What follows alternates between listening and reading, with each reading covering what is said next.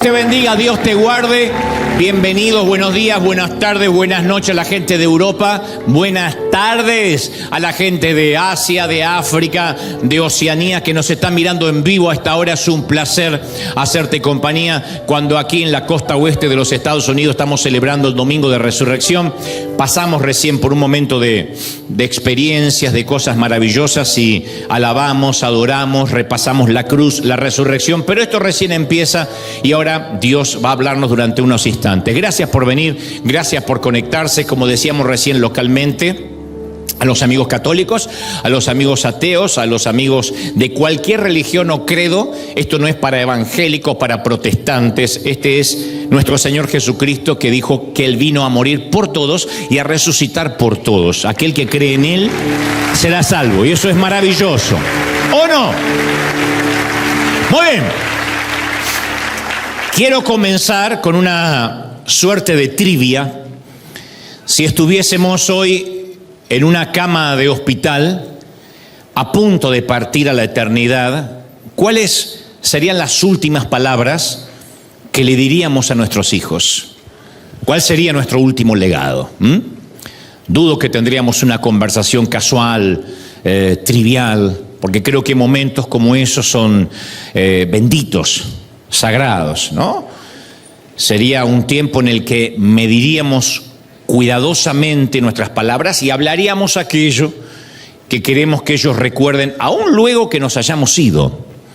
Antes de morir, creo que todos ansiamos la oportunidad, como digo siempre, si la mente sobrevive al cuerpo, desde luego, de expresar las últimas palabras de despedida. Cuando vi a mi padre por última vez con vida, le pregunté si quería decirme algo importante. Su cabeza todavía estaba bien, fungía bien, y él siempre aclaraba que no tenía educación académica, que se autopercibía como un hombre bruto, iletrado, sin mucho que aportar. De igual modo yo insistí, y él me dijo lo mismo.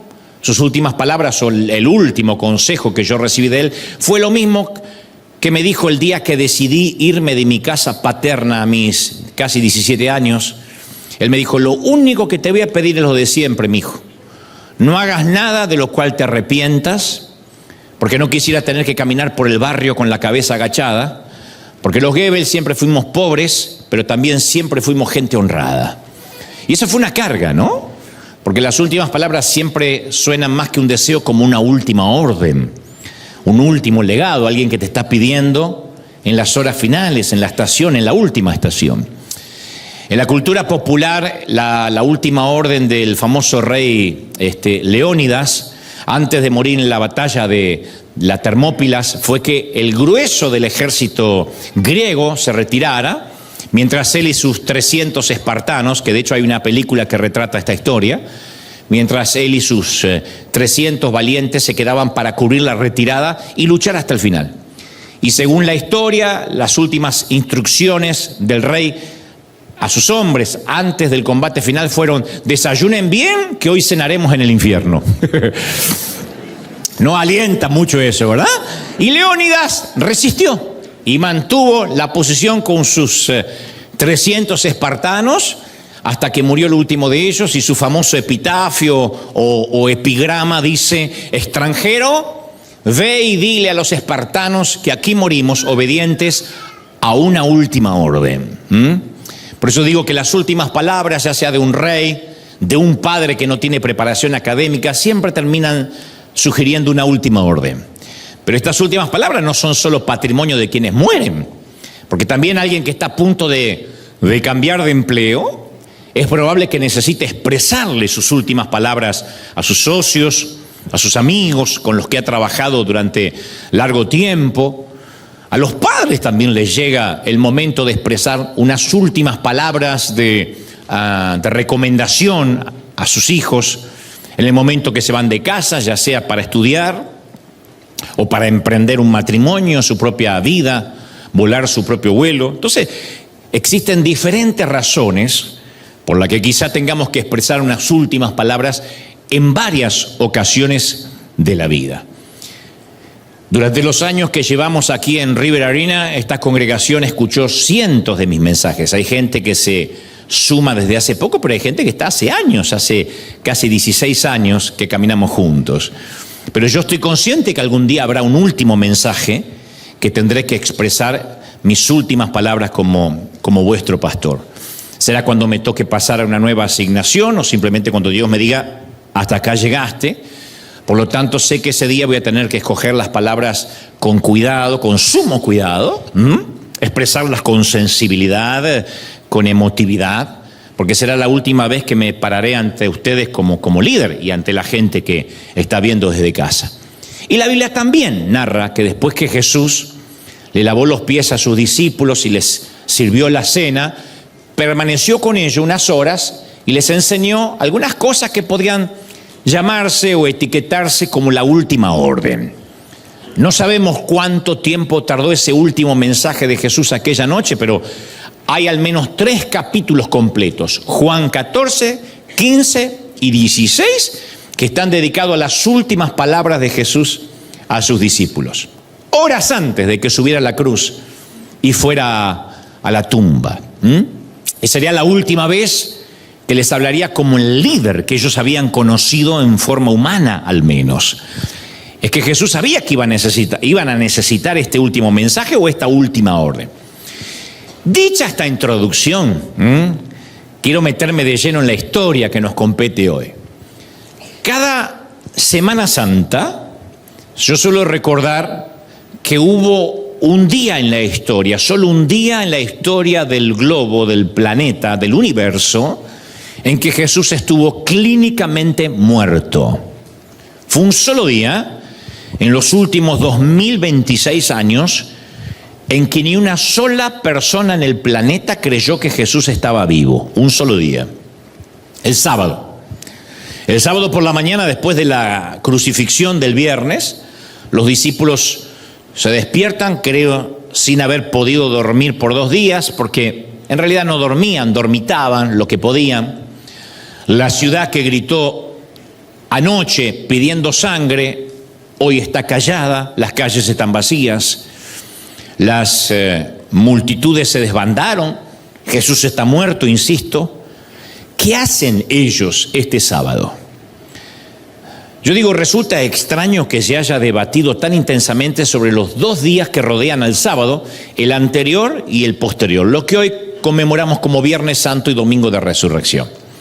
Algunas de las mentes más brillantes del mundo se dedicaron a esos 2 días. Creo que el Viernes Santo y el Domingo de Resurrección han sido los 2 días más estudiados de la historia. Y la Biblia está llena de data, de información con todo lo que sucedió ese viernes cuando mataron a Jesús. Y también hay mucha información, desde luego, acerca del domingo, que quizás es el día de más trascendencia en la historia humana. Pero aún en esta historia, en este momento que nos paramos, todavía no es domingo, es sábado. Y tampoco es viernes, porque el viernes ya pasó. Y desde ayer, como hoy es sábado, Jesús está en la tumba y, como dije, está clínicamente muerto. El sábado es el día después de que elevamos una oración al cielo sin que haya ninguna respuesta en camino. Todos vivimos ese letargo, esa desidia del sábado. Yo digo siempre que en esta vida vivimos siempre entre una oración ofrecida y la oración respondida. La tierra de la espera. No hay nadie aquí que diga, yo no espero nada. Todos esperamos algo. De parte de Dios, de parte de la vida. Algunos, en el peor de los casos, esperan que venga algo de parte de la suerte, pero todos esperamos algo. El sábado es el día después que nuestra alma cayó al suelo, sin siquiera saber hoy, sábado, que tenemos la promesa de levantarnos de la lona. Es el día de la desesperanza, entre la desesperanza del viernes y el gozo del domingo, entre la confusión del viernes y la claridad que por ahí va a venir mañana, entre las malas noticias del viernes y las buenas noticias del domingo, entre la oscuridad y la luz. El único detalle es que el sábado, que incluye la Biblia, la única información del sábado que incluye las Escrituras, es que el Imperio Romano dispuso guardias para que vigilaran la tumba. Es todo lo que vamos a encontrar en la Biblia. Ustedes dicen, ¿y qué hay del sábado? Nada. Simplemente soldados apostados cuidando la tumba de Jesús. El sábado es el día, insisto, en que no sucedió absolutamente nada. Por eso no se habla del sábado santo. Por eso no se habla de que ese día sea especial, porque es un día que está en el medio, sándwich. Es el día de la tierra intermedia, de la espera sin sentido. Y sé que exactamente hay mucha gente hoy aquí presente y en casa que está exactamente ahí. El sábado o ese día de letargo o de espera empieza con la frase: tu puesto de trabajo ha sido eliminado. Alguien a quien amabas te escribió: necesito tomarme un tiempo para pensar. Y todos sabemos lo que es necesito tomarme un tiempo. Significa desaparece de mi vida un tiempo y, si es posible, para siempre. El tumor resultó maligno, llame al médico el lunes a primera hora. O quizá oíste la frase de tu hija entrar a la habitación llorando diciendo: mamá, papá, estoy embarazada. O una llamada a la medianoche: papá, estoy en la comisaría, necesito que vengan. O tu madre y yo nos vamos a divorciar. O nos tenemos que mudar a un lugar más pequeño. O mamá sufrió un paro cardíaco. ¿Cuánto vas a tardar en llegar hasta el hospital? A veces una sola oración que nos arranca de la normalidad y nos mete en un multiverso nuevo, en un mundo paralelo que no pensábamos que íbamos a entrar, y la agenda, el calendario se hace añicos con una sola llamada, con un texto, y caemos de golpe en el mundo de los desempleados.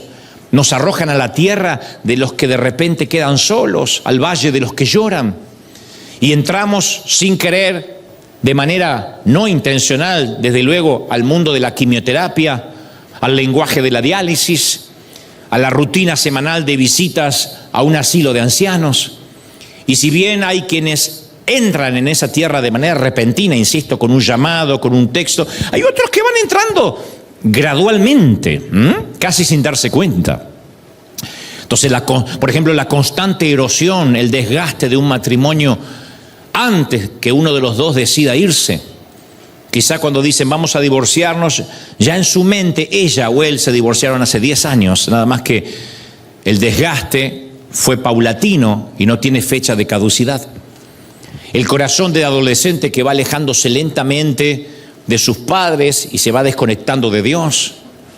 La mamá que sufre la pérdida gradual de su memoria y con ello su independencia se va esfumando poco a poco y cada vez se parece más a una niña. A veces, insisto, es gradual cómo vamos entrando a ese sábado de espera. Pero somos muchos los que entramos en alguna ocasión en esa tierra intermedia. Que, insisto, no es ni el viernes, que ya pasó lo peor, ni tampoco el domingo, que viene lo mejor, sino que estamos en el medio. Lo que también se puede llamar en psicología el duelo, ¿no? La negación, la negociación, el enojo, la frustración. Pero más allá de cómo entremos en ese espacio, poco a poco el paisaje de todos los casos es similar. Cada semana yo tengo el privilegio, la providencia divina desde aquí, de llevarle la historia de Jesús a los que acaban de perder su empleo. Yo siempre que me paro acá estoy consciente que hay gente que ahora no tiene para pagar su alquiler, su renta, su mortgage, su hipoteca. Siempre me paro aquí y sé que estoy consciente que hay gente que está sufriendo una enfermedad terminal y algunos quizás saben que este podría ser su último Easter, sus últimas Pascuas. Le hablo a padres que tienen hijos en prisión, que no los van a tener en la mesa navideña este fin de año. A gente que anhela tener hijos pero no logra concebirlos. Entonces mi llamado es a hablar de la gracia de Dios a gente que en el peor de los casos echaron un puñado de tierra sobre el ataúd de un cónyuge, besaron la frente fría de un hijo en lugar de su mejilla tibia.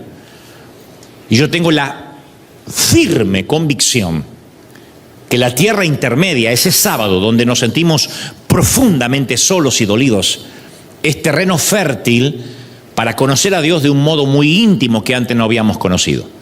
Pero también soy consciente, porque no soy un timorato, que esa tierra de silencio también es terreno para que nos volvamos resentidos, llenos de amarguras, cáusticos. Porque en el desierto la fe puede germinar y florecer y darnos una resiliencia que no soñábamos que teníamos, pero también es el desierto en donde la fe se puede marchitar, se puede morir, hay gente que no sale. Entonces, este mensaje de hoy, para los que estamos aquí en casa y y ustedes en vuestros hogares no pretende ser un manual de pasos fáciles para encontrar la salida de la tierra del medio, la tierra intermedia. Yo no pretendo darte consejos sobre tu matrimonio, ni sobre cómo encontrar empleo o cómo salir de las deudas. No quiero ofrecerte consejos sobre cómo cambiar el corazón de tu adolescente rebelde, ni la conducta de tu pareja. Pero quiero que me veas hoy como un guía de turismo, torpe guía de turismo, por esta tierra de sábado, y quizá pueda ayudarte a atravesarla con mayor habilidad. Para los que están pasando un momento de tristeza, de espera, de letargo, quiero ayudarte a atravesarla porque también me toca atravesarla en muchas ocasiones. Muchas veces, ante momentos de dolor, de tragedia, la gente cita un refrán que dice: bueno, el tiempo lo cura todo, el tiempo sana todas las heridas. A mí no me parece que esa afirmación sea tan cierta. Porque sí, hay gente que con el tiempo sana, es cierto, pero no es menos cierto que hay otros tanto que se vuelven muy amargos, muy acerbos, muy ácidos. A mí me cuesta pensar que una mamá que entierra a un hijo, el tiempo va a curar su dolor. No sé, yo nunca he perdido un hijo, pero no creo que ni 20, ni 30, ni 40 años hagan que yo pueda olvidar a un hijo. Una madre, un padre no puede olvidar. De hecho, la Biblia lo dice: olvidará la madre a quien concibió, ni aun que ella olvide, Dios te olvidará. Pero es muy difícil sobrepasar ese tipo de dolor. Entonces creo que el tiempo no siempre cura todas las heridas. Hay gente que dice: mi sábado es eterno, mi dolor nunca se va. Respiro con dificultad desde hace años. Y no está hablando de un tema pulmonar, sino de un tema emocional. Entonces la tierra del sábado, mis queridos, nos obliga a elegir entre lo uno o lo otro, o que la fe crezca o llenarnos de amargura. Y esa decisión siempre va a ser nuestra. La cosa es que volvamos al sábado de los discípulos, en esa noche eterna o en ese día eterno de sábado. Ahora solo vemos un puñadito de seguidores. El viernes, insisto, fue el día de la pesadilla, la muerte de su Señor, el asesinato de Jesús. El sábado es el día que saben que de algún modo tienen que seguir adelante, no saben cómo, pero tienen que seguir. Así que ahí están los que creyeron en Jesús, que se reúnen calladamente como quien termina un funeral, literalmente. Más que presenciar un funeral, ellos presenciaron un asesinato, ¿no? ¿Recuerdan el último mensaje de Jesús? Esas 2-3 horas que habló con ellos. ¿Recuerdan su última orden? Las cosas que él dijo, lo que enseñó, lo que hizo. Como sucede en algún funeral o en un memorial, que uno a veces entre lágrimas se ríe porque recuerda alguna anécdota del difunto. Recuerdan las personas que tocó, que sanó. Recuerdan cómo eran las cosas cuando Jesús vivía, algunos de sus chistes, de sus pláticas. Estos muchachos iban a cambiar el mundo. Pero ahora es sábado. Y ninguno de ellos quiere decirlo, pero en sus corazones tratan de hacerle frente a este pensamiento ineludible. Jesús fracasó. Está clínicamente muerto. Sí, fue un noble intento, pero parece que no consiguió los suficientes seguidores. No pudo convencer a los principales sacerdotes de su inocencia. No pudo ganarle a Roma. No pudo derrocar el César lo derrocó a él. No pudo lograr que todos entendieran su mensaje. Entonces el sábado, insisto, es el día en que nuestros sueños están clínicamente muertos. En que decimos: yo estoy en esa misma situación. A mí no hay palabra que me haga creer de que las cosas van a cambiar para bien. Es cuando uno sabe que tiene que seguir adelante, pero no sabe cómo. ¿Quién nos enseña a seguir adelante después de una muerte que nos golpea? ¿Cómo se sigue? Una vez unos papis que enterraron a su hijo y me tocó oficiar su funeral, y encima no era un hijo que se estaba muriendo por una enfermedad, lo cual de alguna forma va preparando mentalmente a sus padres, sino que había sido asesinado por una pandilla. Él me mira, el caballero, el hombre, que parecía que estaba hipertérrito, que no se iba a quebrar nunca, me dice: ¿cómo se sigue viviendo? ¿Cómo hago para vivir? ¿Cómo se vive? Tú que sabes un poco más, me dice, ¿cómo se vive después de esto? Y no supe qué decirle. Le dije, no sé. No he perdido nunca un hijo. Nunca una tragedia así golpeó mi seno, así que no sé qué decirte. Solo lo abracé en silencio. ¿Cómo se sabe? Esto es lo que los discípulos están pensando. Ahora, para que el domingo, que es lo que esperamos mañana, tenga sentido, tiene que existir el sábado. Yo sé que todos queremos que todos los días sean buenos días, ¿o no? Pero la enfermedad es lo que nos ayuda a valorar la salud. Y somos tan frágiles de mente los seres humanos que si de tanto en tanto al menos no tenemos una gripa, no valoramos la salud. El domingo pasado yo estaba casi sin voz aquí y dije, wow, pensar que nunca doy gracias a Dios por tener buena voz, por estar firme, por tener energía. Pero claro, cuando la salud se pone un poco frágil, y hablo de una gripe, o una gripa, no estoy hablando de una metástasis, de un cáncer, de un tumor, cuando lo tomamos por sentado nos volvemos desagradecidos. Nos quejamos por el tránsito, por el poco estacionamiento, por estar de pie. Entonces, de tanto en tanto, un paseo por el hospital, un paseo por los pasillos blancos de una clínica, nos hacen ser agradecidos por estar en una cama que, aunque no es la mejor, no es tan cara como la de un hospital. Porque no hay cama más incómoda que la de un hospital, pero sin embargo es la más cara en la que vamos a dormir. El fracaso nos ayuda a valorar el éxito. Los días malos nos hacen pensar en los días buenos. La deuda nos ayuda a valorar la abundancia. Qué lindo cuando no debía nada, ¿no? Pero cuando los acreedores llegan, cuando las tarjetas de crédito se pagan al mínimo, decimos, wow, pensar que algún día, no sé si yo era más rico, pero necesitaba menos. Los tiempos difíciles nos hacen valorar los buenos tiempos. Entonces decimos, bueno, está bien, para eso está el sábado, pero aún así decimos, no, pero no debería estar el sábado ahí. ¿Por qué está ahí el sábado en el medio? Porque, a ver, parece no contribuir nada a la línea del relato. Porque Jesús podría haber muerto el sábado y resucitar el domingo. ¿Por qué no? Parece extraño que el Señor permitiera estos dos acontecimientos, la muerte y resurrección, y que los extendiera a 3 días. Si van a pasar 2 cosas, muerte y resurrección, ¿por qué 3 días? ¿Por qué el sábado en el medio?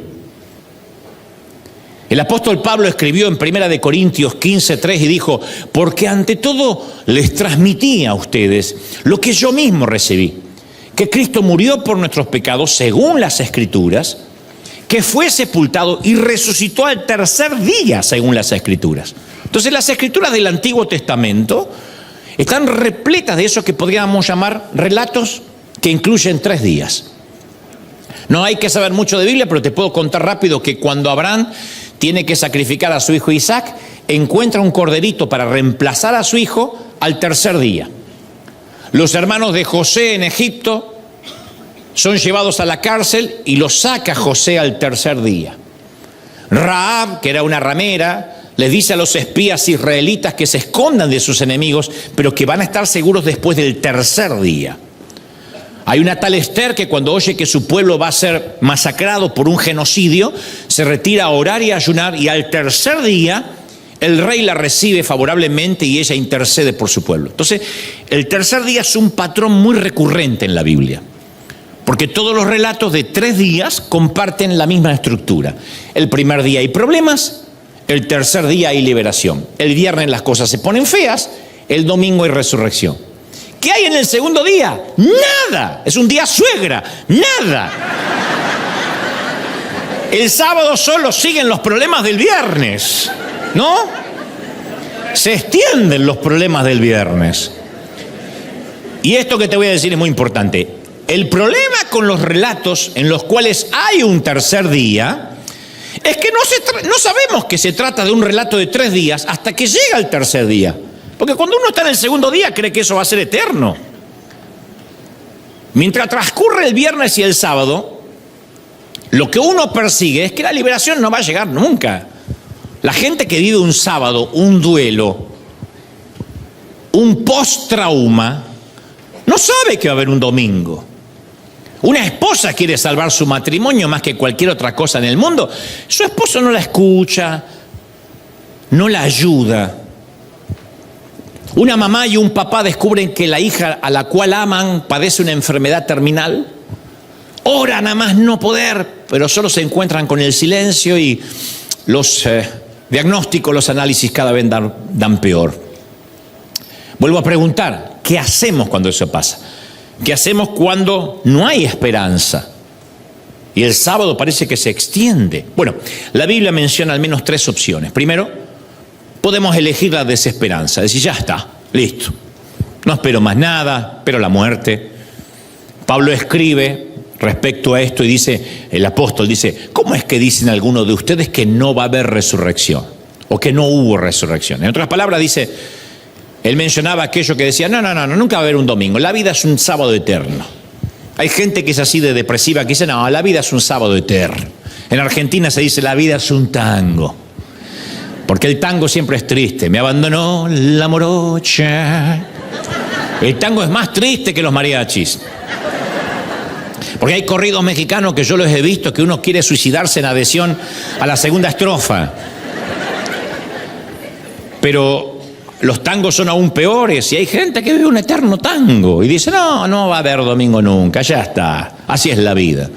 Y si dudan de esto, cuando vayan a Buenos Aires, súbanse a un taxi y pregunten al taxista, ¿cómo ve el gobierno? No importa el gobierno que sea. Antes de bajarse del taxi, los dos van a pedir la eutanasia. Porque hay gente que dice, bueno, hay que acostumbrarse a esto es la vida. La segunda opción es que podemos escoger la negación, no la resignación, negarnos. Ahí entran las explicaciones simplistas, las respuestas fáciles, la complacencia artificial, ese optimismo forzado, ese triunfalismo falso. Medita, prende velas aromáticas y espera que la suegra sea agarrada por el ice. Bueno, no dije eso, fue un chiste. Lo que pasa es que sonó mejor en mi mente que cuando lo dije. I'm sorry. No quiero insultar a pobre Ice. No. Bueno, la negación es la segunda opción, ¿no?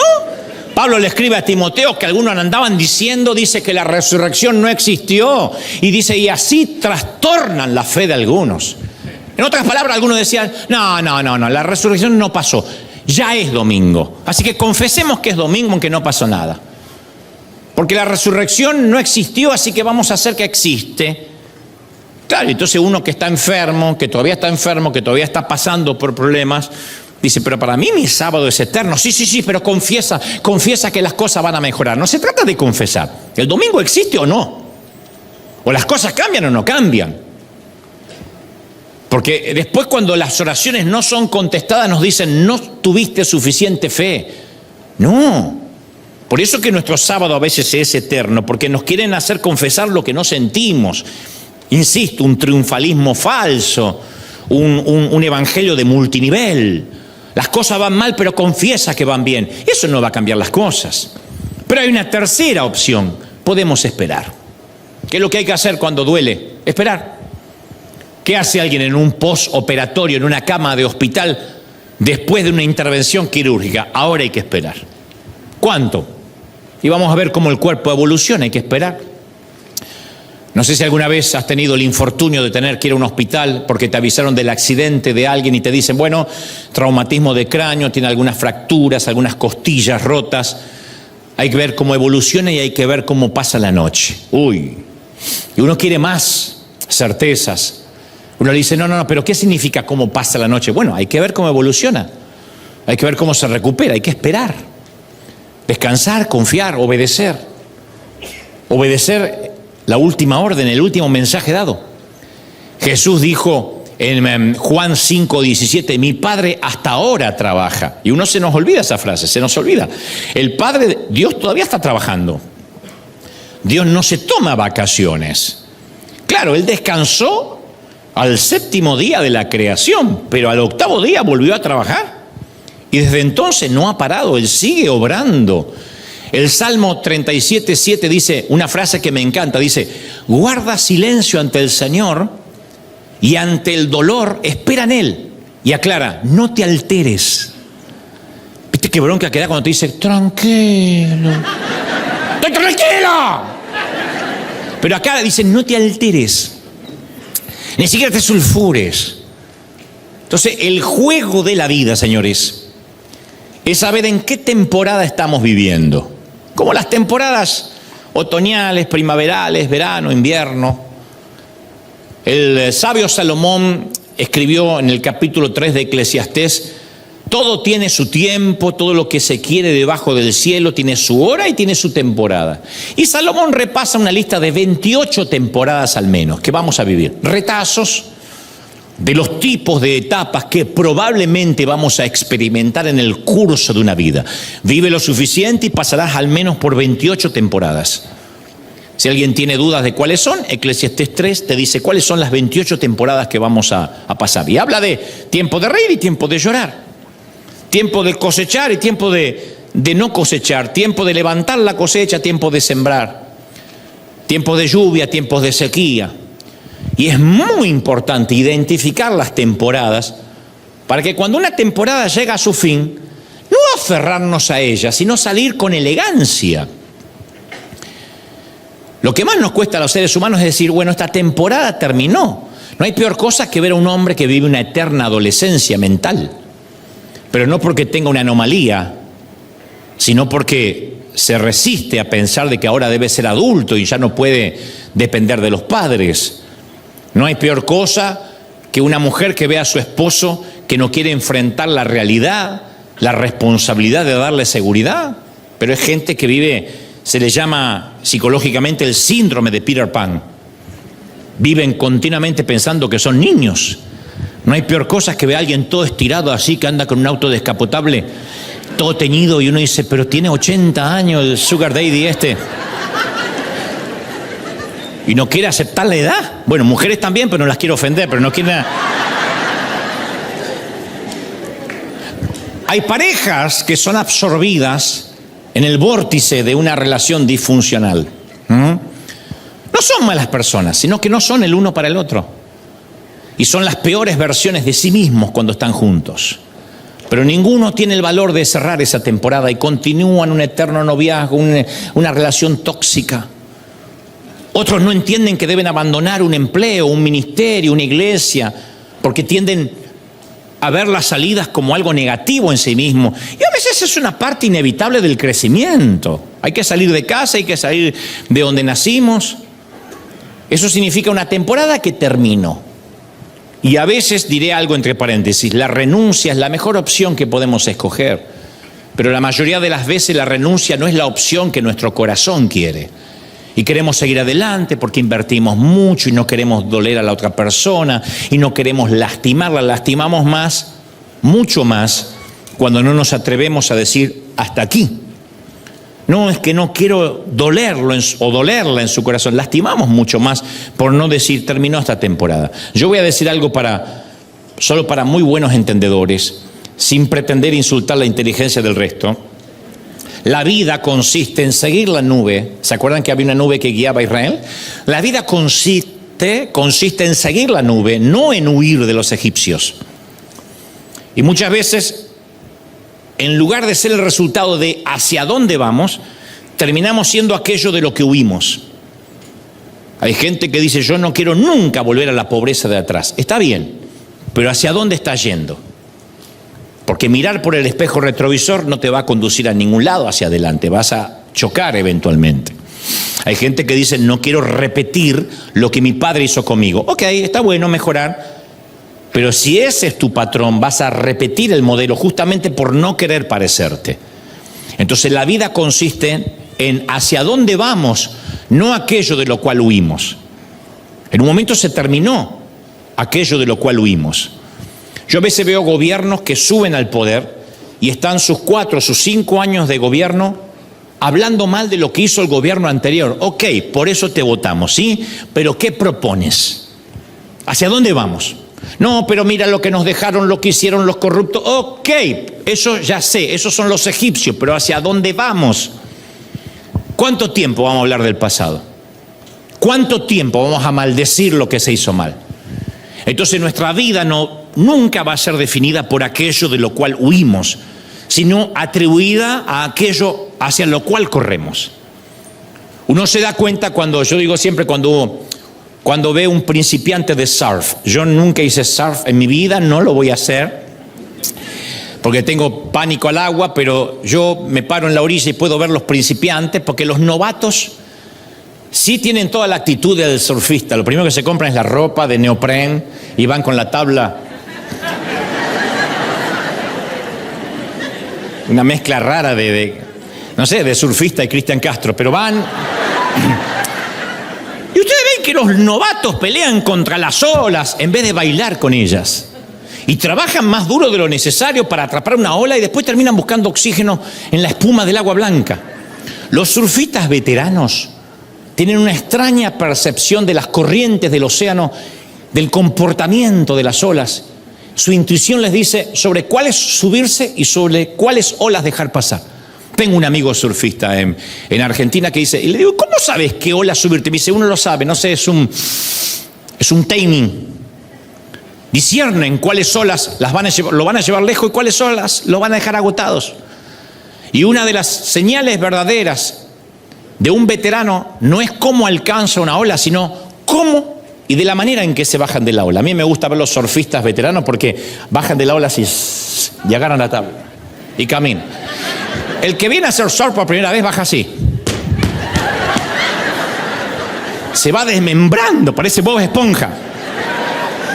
Entonces el truco es saber cómo bajarse de la ola. Y los sábados llegan, esos eternos sábados, para que hagamos una pausa necesaria, para que aprendamos a bajarnos de ciertas olas con elegancia, con estilo. Hay temporadas que hay que terminarlas con estilo.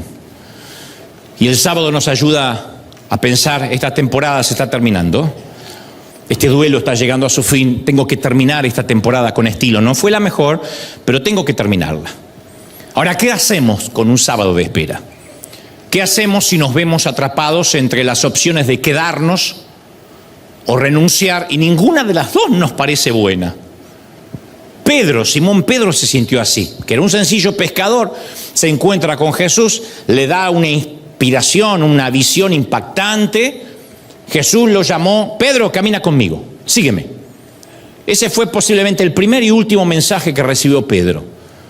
Y cuando a Pedro lo amenazan, lo enfrentan, negó que conocía a aquel que le había cambiado el rumbo de su vida. Así que Pedro regresó a la pesca porque él dice, bueno, yo al final para lo que sirvo es para pescar. Y regresa a la vieja vida. Y cuando el Señor se reencuentra con él, le dice, Pedro, ¿yo qué te llamé a hacer? ¿Qué te llamé a hacer? ¿Cuál fue tu asignación? En otras palabras, ¿cuál fue tu última orden? Y que te siguiera. ¿Y entonces qué haces pescando? Es que te fallé. ¿Pero cuál fue la orden? Pero te fallé. ¿Pero cuál fue la orden? Que me siguieras.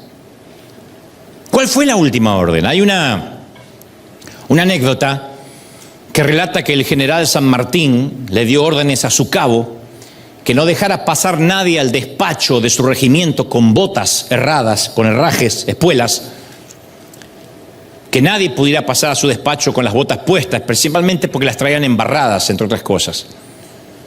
Y el cabo dijo, sí señor, hasta que un día el propio San Martín quiso pasar con las botas puestas. Y el cabo le dijo, lo siento, o se quita las botas o no lo puedo dejar entrar. Son sus órdenes, señor. Porque le dijo, no entre nadie con las botas puestas. San Martín le dijo, señor, ¿está consciente, cabo, que yo fui quien dio esa orden? Por supuesto, señor. Cámbienme la última orden recibida y con gusto lo dejaré pasar. Dicen que el cabo fue ascendido, entre otras cosas. A mí me gusta esa filosofía de vida. Permanece en donde estás cuando no sepas qué hacer, obedeciendo la última orden hasta tanto se te dé una nueva. ¿Qué fue lo último que Jesús te dijo? Cada vez que en tu sábado estés listo para renunciar, vas a recordar la última orden. Siempre. No hay nadie que diga, a mí Dios no me dice nada. Puede que no te diga, pero te dijo. El Señor te va a hablar para preguntarte, ¿qué fue lo que te llamé a hacer? Sí, me dijiste que aguante. ¿Y cambió? Me dijiste que resista. ¿Y? ¿Cuál fue la última orden? ¿Cuál fue la última orden que recibiste? Las relaciones pueden cambiar porque las relaciones están en movimiento. La geografía puede cambiar, pero seguiremos haciendo aquello para lo cual fuimos asignados siempre.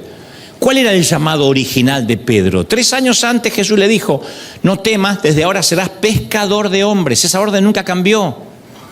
¿Para qué vuelve a pescar pescados? Es que no sirvo para lo otro. No se te preguntó para qué sirve, no te elegí porque sirves. Vas a ser pescador de hombres desde ahora, no cambió la orden. ¿Cuál fue el llamado de Dios cuando llegó a ti por primera vez? No sé qué te dijo, pero sí estoy seguro que te dijo, entre otras cosas, sígueme, camina conmigo, o no, sígueme. Porque si no, no estaríamos siguiendo a Jesús. En algún momento dijiste, voy a seguir a Jesús, así que la orden fue, sígueme. Y se nos olvida esta orden sencilla, que es más importante que cualquier otra decisión.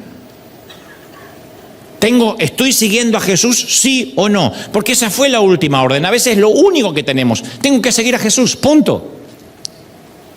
Yo leí la historia de un tal Hiro Onoda, un oficial de inteligencia del ejército imperial japonés, que se negó a rendirse, la historia es real obviamente, y permaneció en su puesto en una isla de Filipinas 29 años después que terminó la Segunda Guerra Mundial. 29 años el tipo se mantuvo, su sábado de espera duró casi 30 años. Esto va para algún soltero que está preocupado, 30 años. En 1944, Onoda fue enviado a una isla de Filipinas con instrucciones estrictas de sus superiores. Montar guardia, no rendirse jamás, ni quitarse la vida. 3 instrucciones. Montar guardia, no rendirse jamás, no quitarse la vida. Y cuando Japón se rindió en 1945, Onoda vio folletos lanzados desde aviones anunciando el fin del conflicto, que era la manera de avisarles a los soldados que estaban en el frente que el conflicto bélico había terminado. Y él pensó que era propaganda enemiga, pensó que era mentira y que era una trampa para capturarlo. Dijo, tu abuela, voy a caer en esto. Eso lo acabo de agregar, pero creo que lo dijo. Pasó 3 décadas oculto en las montañas, sobreviviendo a base de cazar ganado, recolectar frutas. Recién en 1974, un joven explorador japonés lo localizó, pero Onoda se negó a deponer las armas. Alegó que solo lo iba a hacer si recibía la orden directa de su comandante original. Dijo, no me muevo de aquí si mi comandante no me cambia la última orden. ¿Sabe lo que tuvo que hacer el gobierno japonés? Tuvo que localizar a su antiguo superior, que ya era un civil, y trabajaba regenteando una biblioteca. Tuvo que llevarlo a la isla para que le leyera formalmente la orden de rendición. Su antiguo comandante, el mayor Yoshimi Taniguchi, viajó personalmente hacia la isla para relevarlo oficialmente de su deber. Recién entonces Onoda entregó su rifle, que aún estaba en perfecto estado de funcionamiento. Y al regresar a Japón fue recibido como un héroe, solo que como volvió 30 años después, no podía adaptarse. Y él solía decir a la prensa, lo que me mantuvo con vida fue mi última orden recibida. Monta guardia, no te rindas, no te quites la vida. Entonces, cuando no sepamos qué hacer, hay una última orden que el Señor nos dio. La mayoría de las veces, seguir una última orden va a ser lo mismo que abrazar la incertidumbre. Yo lo sé. Noé, todo el mundo se le rió por 120 años. Tardó 120 años en construir un barco en un lugar donde nunca había llovido, en un desierto. Porque una cosa es aguantarse 3 días, 4 días, 3 semanas. ¿Sabes lo que son 120 años? ¿Cuál fue la última orden? Construye un arca, va a llover. 120 años. Y la Biblia dice que Noé hizo todo conforme a Dios le había mandado. No hubo cambio de órdenes, no le habló en la mitad, a los 50 años no le volvió a decir, no hubo una reconfirmación a los 80, a los 90 no hubo una revelación. Construye un arca, punto. Cualquier jefe pragmático humano sabe que una orden no resiste análisis ni discusión. ¿Cuál fue la orden que se te dio? Entonces las personas de fe construyen barcos en medio del desierto. No le tienen miedo a la incertidumbre, a la espera del sábado. Bueno, es lo que me mandó a hacer. No necesitan saber qué es lo próximo que va a suceder porque saben que Dios ya sabe lo que va a pasar. No necesitan explicaciones porque saben que Dios tiene un plan. Dios no siempre dice cómo lo va a hacer, sino que nos dice que sí o sí lo va a hacer. ¿Cómo? No sé. Él va a ser fiel, va a cumplir la parte que le corresponde en el trato. Le dice a Abraham, vete, sal de tu tierra, punto. Le dice a Pedro en la barca, ven. Al menos Abraham tiene más explicación, le dice, vete de tu tierra y tu parentela. Qué buena excusa para dejar la suegra. Vete de tu tierra y tu parentela. Pedro le dice, Jesús, ven. Y mientras sus entrañas estaban tan agitadas como la barca solo escucha esa palabra, ven, Pedro. Cuando Jesús caminaba sobre el agua y él estaba en el barquito. No le ofreció una tutoría para que aprendiera a caminar sobre el agua, un tutorial de YouTube. No le dio detalles de ninguna clase, le dio una orden. Ven.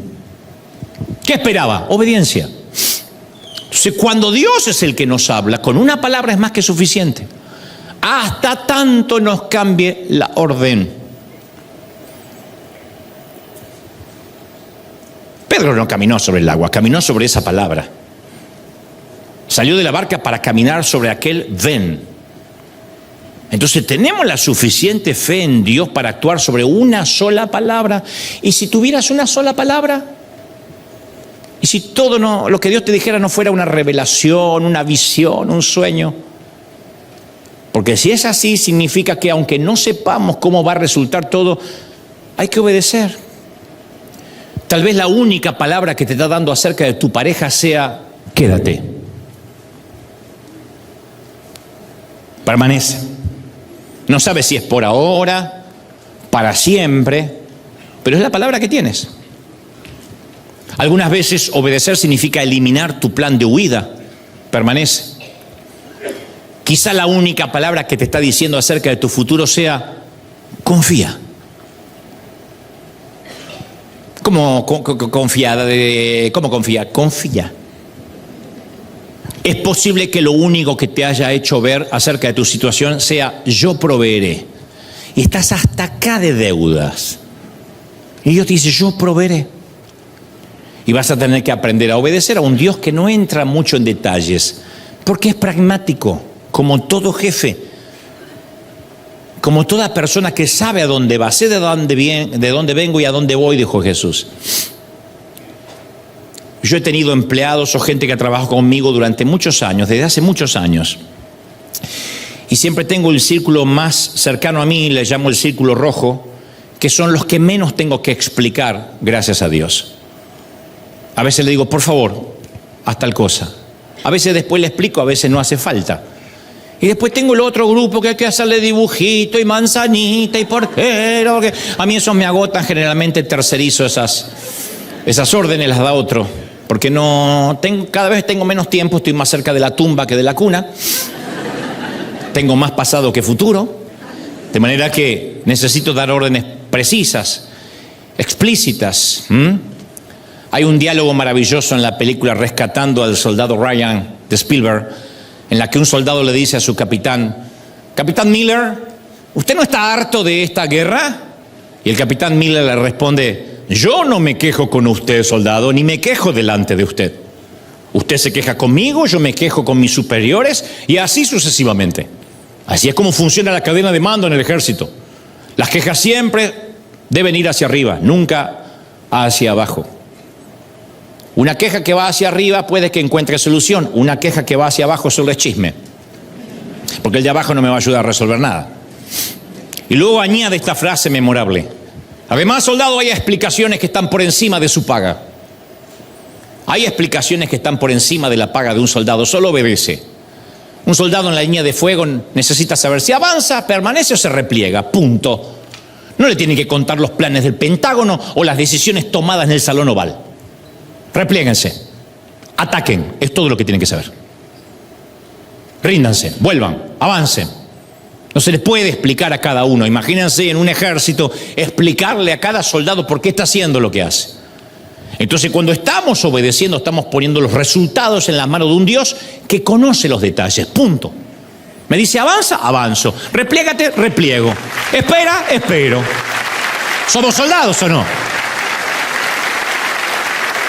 el punto de destino de Abraham, ya Dios lo tenía señalado en el mapa antes de que Abraham diera el primer paso. Dios no le va a decir, vete de tu tierra, y Dios no sabe dónde va.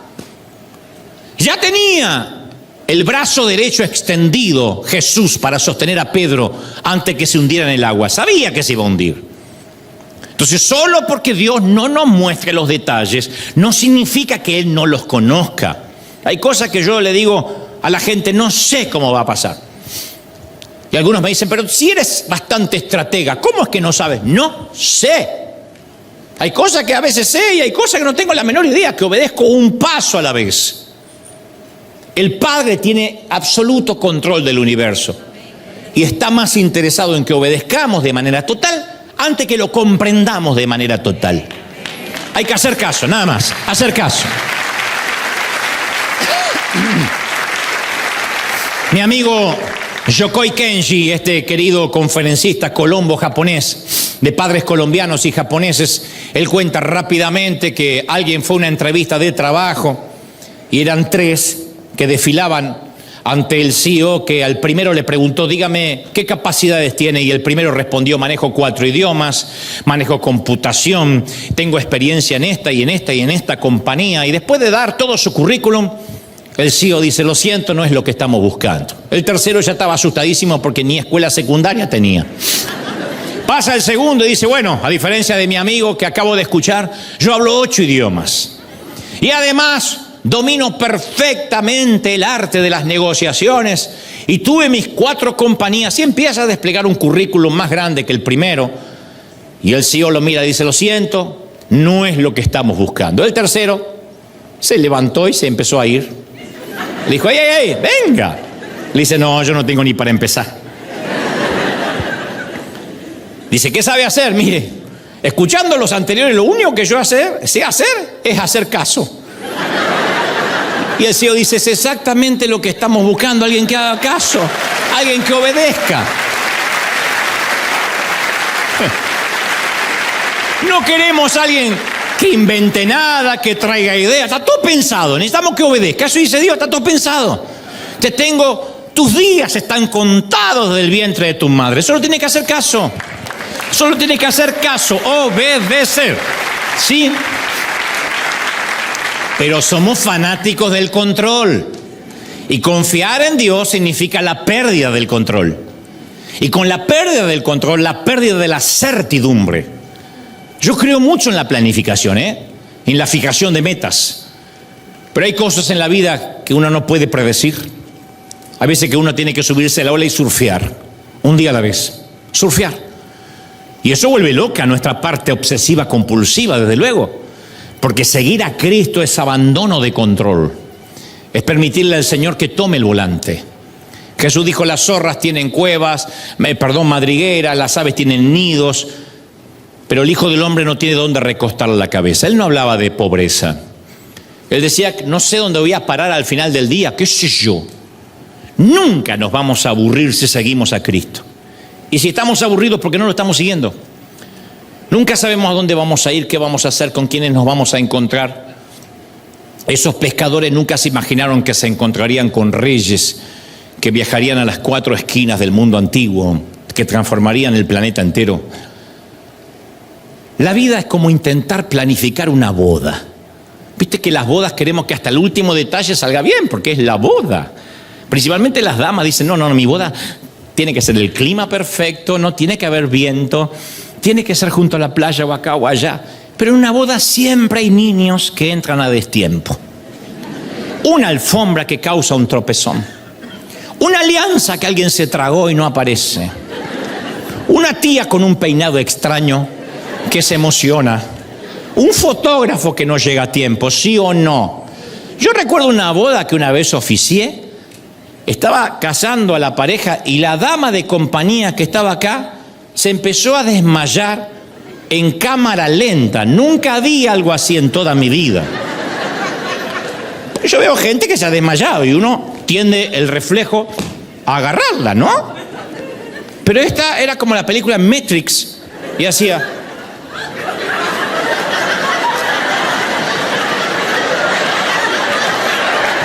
Y yo dije, a lo mejor es parte del acorio que...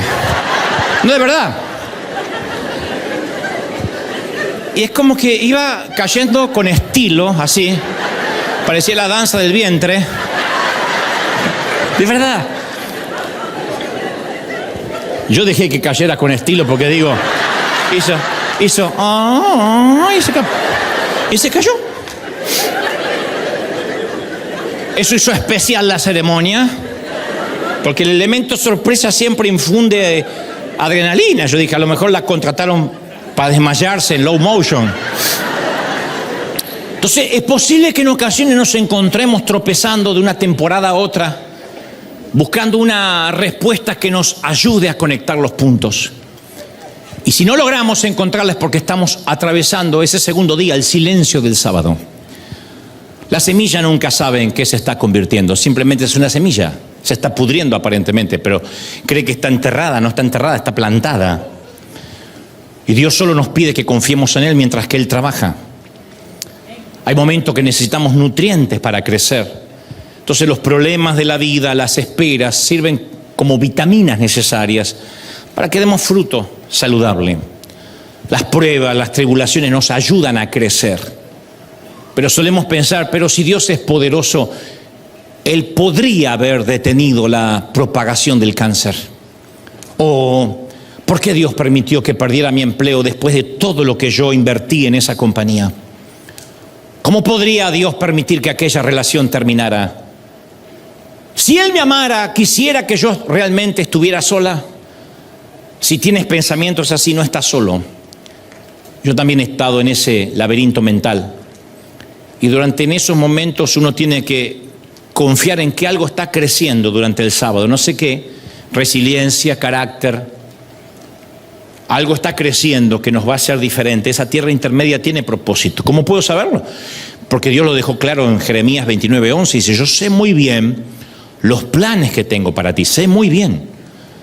Planes de bienestar, dice Dios, no de calamidad, a fin de darte un buen futuro y una esperanza. Yo sé que tengo planes para ti. Entonces Dios nos ha colocado en un invernadero espiritual que está equipado con luz del sol, con lluvia y hasta el estiércol que necesitamos para convertirnos en una planta que da frutos. Diré esto una vez, este campo que estás ahora no es un cementerio. El sábado no es una tumba definitiva, es un ambiente controlado por Dios, que se acerca a la resurrección, pero es un ambiente controlado por Dios, ¿sí?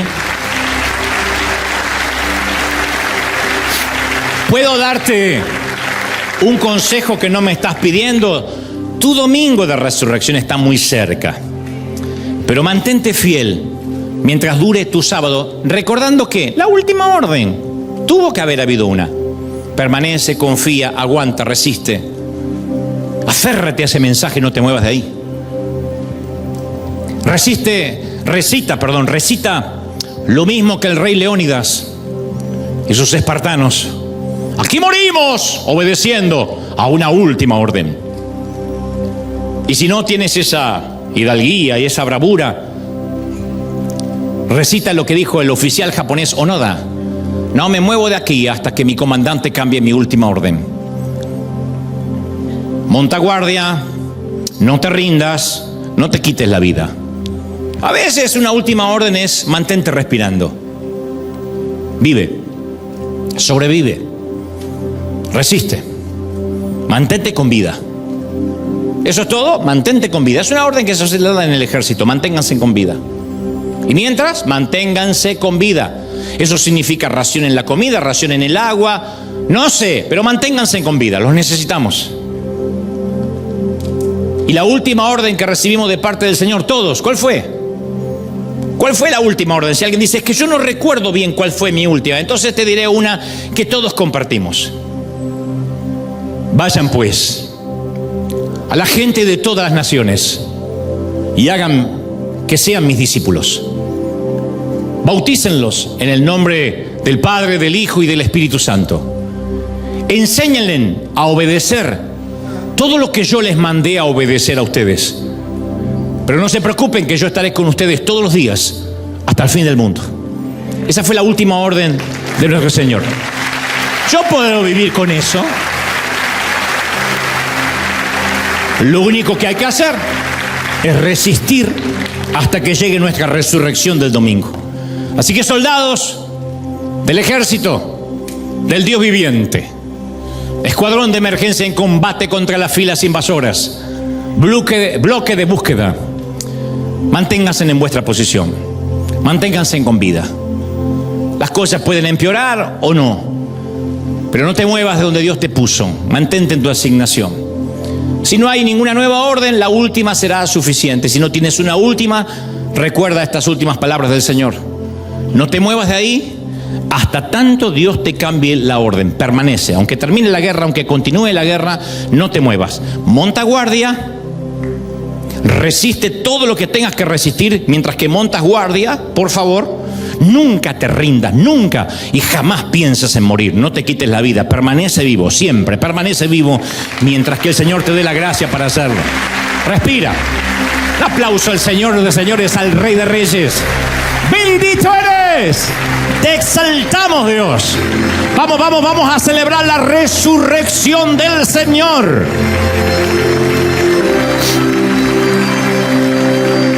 En casa, aquí tenemos algo más que vamos a compartir ahora antes de irnos. Pero antes de despedir a los que están del otro lado, debo decirte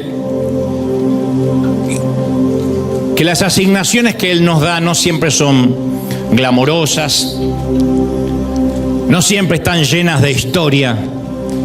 A veces es montar guardia en una montaña lejana, ¿sí? Esto tipifica cuidar a un papi que cada día que envejece se comporta más como un niño. Yo sé de eso. A veces la asignación que nos toca es toda la vida cuidar a un hijo que sabemos que no se va a casar, que no va a valerse nunca por sí mismo. A veces en los colegios bajan papis con chicos de 28, 29, 30 años, inválidos o con alguna discapacidad mental, alguna anomalía. Ellos, a diferencia de otros padres, saben que van a tener toda su vida que cuidarlo y luego se preguntarán: ¿quién lo va a cuidar cuando yo envejezca, cuando yo me haya ido? A veces las órdenes que nos dan, insisto, no son glamorosas. La vida nos pone en situaciones que no hubiésemos elegido por motus propio, pero hay que hacerlo. A veces con los limones hay que hacer limonada y aguantarse la que venga. Es la vida, señores. A donde vayas y te congregues y te encuentres con un cura o un pastor o un rabino que te prometa una vida de rosas de este lado del sol, huye de esa iglesia evangélica, de esa sinagoga judía o de esa basílica católica, porque te están timando. La vida se pondrá difícil cada vez y algunos tendremos que luchar con cosas menos o más álgidas. El tema es resistir. El tema es saber que ningún sábado es eterno. Y aunque por la noche venga el llanto, por la mañana vendrá la alegría. Tenemos que saber eso. Nada es eterno. Hay de los que me dicen: ¿y qué de los que de por vida tenemos que cargar con una enfermedad terminal, con un ser querido que necesita asistencia? Bueno, ni siquiera eso es eterno. Porque del otro lado del sol, si la liberación no viene aquí, vendrá del otro lado. Y ese ser querido que hoy no puede hablar, que balbucea, que necesita ser llevado al baño, algún día tendrá extremidades fuertes. Correrá por los cielos o por donde sea que corra allá arriba. Las cosas van a cambiar o de este o de aquel lado. Pero nada es eterno a excepción de nuestra alma. Hay que resistir. No se entreguen, gente. No se rindan. Todo pasa. Yo hubiese querido escuchar este mensaje cuando era jovencito. Me pasé la vida preocupado, el 80% por cosas que nunca pasaron. Quisiera recordarme: esto también pasará. Todo va a pasar. El dolor pasa. Aun cuando dicen: no, yo no lo voy a poder resistirlo. Tú no sabes de qué estás hecho. Estamos hechos de resiliencia. Estamos hechos de valor. Estamos hechos de una fuerza sobrenatural y que además, si no la tenemos, el Espíritu Santo nos da una consolación que no puede darnos el mundo. Una paz que sobrepasa cualquier mentalidad. Dice la palabra que sobrepasa todo entendimiento. Confía, no te rindas. No sé si tu domingo será hoy, o mañana, o dentro de un mes, o en 20 años. Pero te doy mi palabra de honor que de este o del otro lado del sol, algún día vas a mirar por atrás sobre tu hombro y vas a estar orgulloso de haber resistido, de haberte mantenido con vida, de haber permanecido donde se te mandó que permanezcas.